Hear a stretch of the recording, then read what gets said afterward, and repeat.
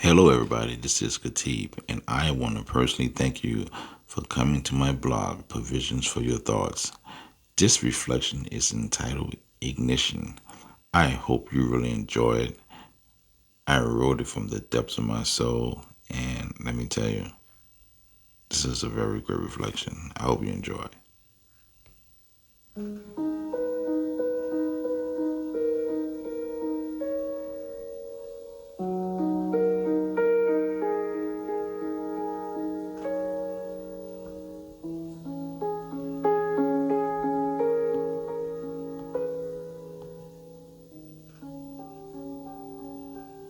Author's note. I am sitting at my desk with tears doing their own thing, sliding down my face without asking permission, dripping onto these pages like they know they belong here. I did not plan to cry today. I planned to write. But truth has a way of opening floodgates, and once they open, you either let the water move or you drown trying to hold it back. I know fire. I know its sting and its mercy. I know how it can take everything from you and somehow give you yourself back in the same breath. As a child, and even as a grown man with responsibilities on my shoulders and lines on my face, I was told that if I humbled myself, if I slowed down and asked for help with patience and prayer and quiet listening, the womb and hands of creation would hear me and heal my land. I thought I understood those words back then. Now I know them in my bones. I know them in the way fire teaches. Slow and honest and unforgettable. Wow. Ignition. When the fire knows your name. One. Written by Kateb Shona. Fire does not knock and it does not clear its throat. It does not wait for you to get comfortable or get dressed or get your thoughts together. Fire shows up when heat and fuel and oxygen decide to dance together. And once they lock arms, something is going to change. That is not science to me. That is life. That is the way the universe pulls us by the collar and says, pay attention now. Growing up around New Orleans, we learn early that fire is not just a thing you light. It is a personality. It is a lesson. It is that auntie who loves you, but will snatch you straight if you get beside yourself. Down here we say, do not play with fire unless you're ready to get told about yourself, and baby, fire always tells the truth. I have watched fire start from something small, a spark from a match, a careless cigarette, a stove left on because somebody swore they would be right back. That is how life does us too. The smallest habits we ignore, the little attitudes we excuse, the slick comments we let slide. We tell ourselves it is not that deep. We tell ourselves we got it under control. Meanwhile, we are soaked in fuel and breathing mess like it is fresh air, just waiting on heat to show up and make an introduction. Fuel is anything that can burn. And Lord knows we carry plenty of it. Ego that walks around puffed up like it owns the block. Pride that refuses to apologize even when it knows it is dead wrong. Anger that sits in the chest like it pays rent. Impatience that taps its foot and rolls its eyes at the timing of life. Frustration that leaks out in our tone. Depression that whispers lies when the lights go off. Anxiety that talks so loud peace cannot get a word in. That belief that we are self-sufficient, that we do not need nobody, not even creation, just us and our grit and our grind. That belief is some high-octane fuel. I used to think being strong meant carrying everything by myself, head down, teeth clenched, smile tight. I thought asking for help meant I was failing. Fire cured me of that foolishness. Fire has a way of burning off what we cling to like it is oxygen. When the heat got high enough, all them attitudes I swore were just my personality started turning to ash. Turns out some things are not who you are. They are just what you picked up trying to survive. Oxygen is what keeps a fire alive. And spiritually speaking, oxygen is what we keep allowing around us. The conversations we entertain, the environments we refuse to leave, the thoughts we keep replaying like a bad song on the radio. In New Orleans, we say, if you keep hanging around the barbershop, sooner or later you getting a haircut. You cannot keep breathing in bitterness and expect sweetness to grow in your chest. You cannot keep inhaling chaos and wonder why your spirit feels restless. Some of us are choking on what we call normal.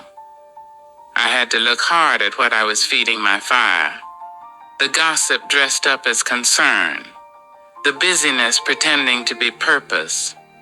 The noise that made me feel important, but left me empty. I realized some fires are not meant to be put out with water. Some fires need to be starved. That means walking away. That means shutting your mouth sometimes. That means saying no, even when folks look at you funny. That means choosing quiet over chaos, even when quiet feels unfamiliar. Heat is pressure. Heat is life doing what life does best. Bills, loss, disappointment, unanswered prayers, bodies that change, plans that stall. Heat is when everything you built your confidence on starts shaking. Heat is when you realize you do not have as much control as you thought you did.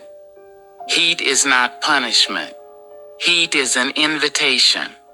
It is life saying something needs your attention. There were moments when I begged creation to pull me out of the fire. I was tired. I was scared. I was done. Instead of pulling me out, creation held me steady inside it. Like a midwife holding a child during birth. Like a potter watching clay in a kiln. I learned then that the womb and hands of creation are not always gentle in the way we expect. Sometimes they are firm. Sometimes they are hot. Always they are intentional. In my neighborhood, there was an old story folks used to tell on slow evenings when the air was thick and the cicadas were loud. They talked about a man named Calypso Beauregard who lived way out past where the streetlights quit. Folks said he had an understanding with fire. Not control, understanding. Every year after storm season, he would light a small fire behind his house, nothing wild, just enough to clear the brush. People laughed at him, called him paranoid, called him strange. One young boy asked him why he kept messing with fire like that. Calypso laughed and said, fire is like truth. You deal with it on your terms or it will deal with you on its own. One year, a lightning storm rolled through and fires jumped all over the place. Houses burned.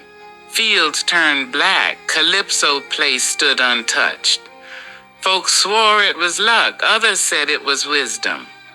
Calypso just shrugged and said everything that matters knows how to survive the flame. That story stayed with me. Some things burn because they are not meant to last. Some things survive because they are real. Extinguishing a fire is not always about panic. It is about wisdom. You remove heat by resting, by breathing, by praying without performance. You remove fuel by letting go of habits and mindsets that keep catching sparks. You remove oxygen by cutting off what feeds the chaos. This is not dramatic work. It is daily work. It is quiet work. It is holy work. Humility is the fire break we avoid because it bruises our ego. Humility says, I do not have all the answers. Humility says, I need help. Humility says slow down. In New Orleans, we say you cannot ride two horses with one behind. Humility makes you choose what really matters. When the fire settles, when the smoke clears, something always remains. Truth, clarity, a softer strength. You come out changed, not perfect, not fearless, but aware. You learn what burns easy and what refuses to turn to ash. You learn what is worth protecting. You learn that creation was never trying to destroy you. It was trying to introduce you to yourself. I am still learning, still shedding, still burning off things that no longer serve my spirit. Some days the heat is light, some days it is heavy, but I trust the hands that hold me there. I trust the womb that knows how to bring life out of pressure. Author's closing word. If these words reached you, if they sat with you or stirred something in your chest, I thank you. Truly, please support me as a writer and a witness. Share this reflection with your friends, your family, your colleagues, your spouse. Send it in a text, drop it in an email, slide it into a direct message, pick up the phone and read a piece of it out loud. Print it and mail it if that is your style. Post it on your social media if you feel led. And if this reflection touched you in a real way, if it met you in your own fire, please consider making a donation to support my work. Writing like this takes time, vulnerability, and faith, and your support helps keep the work honest and alive. May the fire refine you.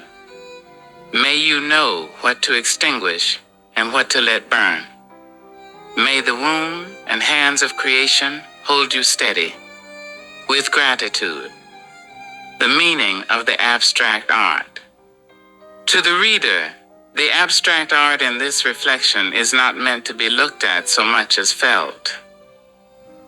The blood orange field is the first language it speaks. It is fire before it is flame heat, before shape the color of ignition, of pressure building, of something alive and restless. Blood orange is not a gentle warmth. It is the temperature of truth rising. It mirrors the emotional state of the reflection, honest, exposed, and unable to be contained. The downward liquid forms red like molten tears. They echo my opening moment. Tears falling without permission, but they are not weak tears. They are incandescent. They suggest that grief, release, and vulnerability are not separate from strength. They are forged in the same heat. What drips here is not water, but fire that has learned how to move. The swirling circular forms suggest a womb, a furnace, and a sun all at once. This is intentional ambiguity. The fire is not only destructive, it is generative. It holds the same dual nature described in the reflection. The hands and womb of creation that burn and birth, refine and reveal. The circle implies return, that what feels like collapse is often a re-entry into self. The layered flames and wave-like strokes at the base of the image resemble ground that has been scorched but not erased. This is land after fire has passed through it. It is stripped, honest and ready. Nothing ornamental survives here, only what is real. This visually reinforces the reflection's central truth. Some things burn because they were never meant to last. What remains is what matters. There are no figures, no faces, no clear narrative objects, because this fire knows your name. The absence of people invites the reader into the image.